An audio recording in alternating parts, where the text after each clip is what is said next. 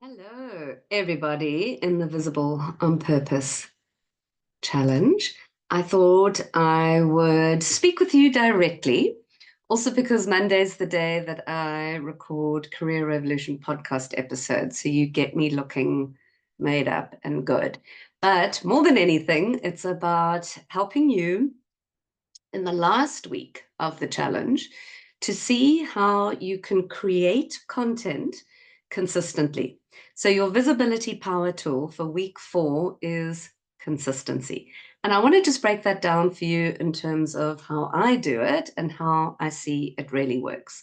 Now, when I mean consistency on LinkedIn, I mean sticking to the thing that works with your network, with your audience, with your size of network, with what's doable for you. Because at no point do I ever teach that you become a slave to creating content or spending 5 hours a day on LinkedIn. It's absolutely insane, and that wouldn't be realistic for any of us, and it's certainly not what I do. So you would have read about my while the kettle boils analogy of using LinkedIn. But the algorithms of LinkedIn have completely changed. And a couple of years ago, COVID days, it was about post every single day because that's what was feeding the consistency algorithm. But now it's not that. It's rather about posting something good and quality at least a minimum of once a week. If you can meet more than that, fantastic. But the Visible on Purpose challenge specifically slowed things down for you so that you could get into the habit of creating one good depth creating post once a week rather than posting all the time. So this is my suggestion to all of you is one, you've seen the type of content that works for you. Every single one of your posts with an image of yourself and some vulnerable but good quality content does far better than resharing links or articles or anything else. I've gone into each of your profiles and I've had a quick look, and bottom line is when you share a post like you have in the challenge, that knocks it out the park. So in terms of what type of content works, I don't think any of us are here to disagree with the fact that a photograph of you in the image, or more than one photograph of you in the image, with good quality content is what works. Now, the actual writing style might change. You might put more bullet points, you might use some more emojis, but the content of that post opens with a good hook, has a middle part which shares some thoughts, tips, and ideas, and then has an end call to action with a question. That's a great format to stick with. Some of you have been going off that format, and that's absolutely fine. But my point here is that in terms of what content is working, it's a depth charging post of content and an image of you. And we know that the image does not have to be relevant to what you're saying, as long as you describe it, as long as it makes some relevancy and you use the camera emoji and describe what was happening in the picture. So then the next thing that we need to talk about is how to stick to the content format of what to say. What's going to happen outside of the challenge when you don't have somebody sending you prompt ideas? So this is something that I really want you all to hear. In the comments on LinkedIn, building a content habit by reading the comments, for me, is one of the best ways that inform my next post. So there's a lot of people that are posting about career strategy stuff on LinkedIn, and I don't necessarily get inspiration from what they're saying. I get inspiration from what their network's saying and what's happening in the comments, because that's where people are increasingly starting to realize that they can share some really great ideas and thoughts. So my suggestion for all of you is to dedicate 15 minutes. If you're doing 15 minutes a week, that's going to be a little bit thin on the ground. I spend 15 minutes daily, not posting content, but reading the comments to get inspiration about what I'm going to post. So If you could do it 15 minutes daily, that would be fantastic. Daily meaning Monday to Friday. But my advice is to choose a frequency that works for you. So you've got 15-minute slots in a 7-day week, because obviously weekends are great for those of us who have the whirlwind of the day, Monday to Friday. Can you do one 15-minute slot of building a content habit by reading the comments? Obviously, you're going to kill two birds with one stone, and you're going to be commenting on somebody else's post, and then you're going to read what somebody else has said. So for me, it's about comments on your own post that start to inform ideas and spark ideas for your next post, or comments on somebody else's post.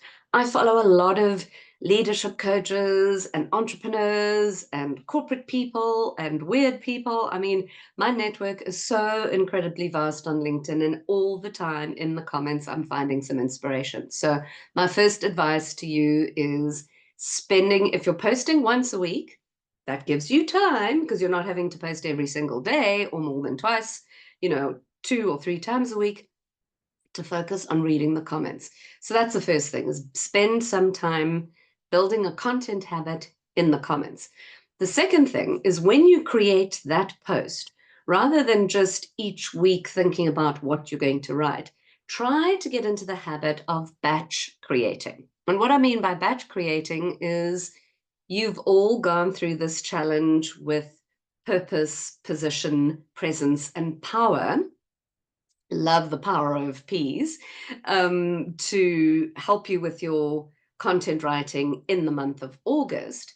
Choose a theme for September that is a broad general theme, and then if it helps you break it down into what would that be weekly, that's also great. And then try to get into the habit of writing those one beautiful depth charging picture posts weekly. But if you're going to write one, what about crafting out 4 at a time? So, or write 2 at a time, at least strive for that. So you write 1 for this week and 1 for next week. That super, super helps speed up your time, but it also helps with the consistency. So at the very least, write 2 posts at a time. If you can write more than that, fantastic. I've shown you in the portal how you want to create your image bank, and you definitely want to have a bunch of images ready so that you've got them going. But let's talk about other places where you can find inspiration for content. So something that I do is I keep a phone note on my phone every time I read something, or a post, or something that somebody says, often on a session, is I will write that down. So have a system where you can write your inspiration on your phone, on a Word document, in a WhatsApp message to yourself, where you're just keeping and extrapolating ideas that come to you so that you can then flesh those out and work those into posts. There's a really great website called Ask the Public, where you can type in content categories or topics or issues, and you can ask the public. It's a website that pulls together what the general public online are asking about that particular topic. So it gives you some insight into what is completely topical. Also, you can try looking at other social media. If you subscribe to Google, or if you've got Google Alerts on your name, which I'm sure all of you do, you would then also be looking at creating an alert in the type of content keywords that you're focusing on, whether that be leadership development, or whether that be cross-cultural leadership development, or whatever is relevant for you. So Google Alerts also serves me quite nicely. I'll go through stages where I'll put some Google Alerts, and it'll bring me stuff that's on the internet that's relevant for me to take posts from. And in terms of reading comments, I spend a lot of time looking at what people are saying in the comments on TikTok and YouTube, particularly those of people whom I respect and who I follow, creators who've got big accounts. I look at what the community and what people are saying, because that's when someone leaves a comment on Diary of a CEO, for example, that person is not necessarily thinking about the fact that everyone's going to be reading that comment. So they tend to be very unfiltered, and they tend to give you an insight into what might be the biggest pain issue with that particular individual who's watching or listening to Diary of the CEO is feeling. So think about who are your key online influencers that you like to follow, and not only just listen and follow them, but what are their communities saying and asking. There's so much interest in the comments. So spend time in the LinkedIn comments, doubling up with the fact that you're leaving a comment and you're seeing what other people are saying. And then what I often do is I just copy that comment and drop it onto a Word document. And then I'll have a bunch of comments that I can then further extrapolate into a post. I'm going to send you some links about Ask the Public and going into other big influencers' social media accounts and watching those. But most importantly as well, batch create. When you're sitting down thinking of, you're all going to be needing to write one post a week for the month of September. What would be a follow-on from your content in the Visible on Purpose Challenge? What would be relevant? What themes have come up? What is some of the content comments that some people have said to you and responded to you? So think about an overall theme for September, and you just need to think of 4 things that you can say under that overall theme, 4 images, 4 pictures, and obviously you've got the option of creating particular categories for each of those posts. So try that, start leaning into that, because that consistency is the biggest visibility power tool for you all. What you don't want to do is drop the ball after the August challenge and then ghost LinkedIn. You've whipped up the algorithm. You've got some great things happening. Your communities are all leaning into what you're saying and they're appreciating it. So this week, as you're thinking about post number 4, think about September. I'll post a couple of suggestions in terms of what could content for the month of September look like.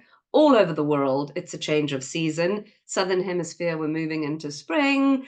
Northern Hemisphere, you're moving into winter. That allows a sense of, content, put sort of ideas there, but then use my tips that I've shared here. And if you have any questions or any thoughts, I've put a comment box here, bottom of this video on the portal. So I'd love to hear from you and lean out. What is your biggest issue or problem that you face with, 1, staying consistent on LinkedIn, and 2, coming up with ideas about what to write? You will also notice that I've not mentioned anything about AI here, because my way of working with AI is, this is what I want to write. How could I optimize it? Don't lean into the habit, which is so human and easy to do, to get it to start creating for you, unless you have coached your AI to your tone, your voice, and what you already write on. My AI is called Felicia. She knows exactly what her tone of voice is. She knows exactly what my key content categories, buckets, and all the rest are. So I'm able to be a little bit more giving with her informing me. But if you're just opening ChatGPT without customizing it, that's the worst thing that you can do. You're actually giving away your voice. So come up with some ideas yourself, journal out some thoughts, and then say, how could I better customize this? How could this work better? And that, my friends, is your tip for week 4. I look forward to hearing from you in the WhatsApp group and on the comments here in the portal. Good luck, and let's fire up the final week of the Visible on Purpose Challenge. And I look forward to planning and helping you all with what September is going to look like from a content perspective. So see you on LinkedIn. Bye-bye.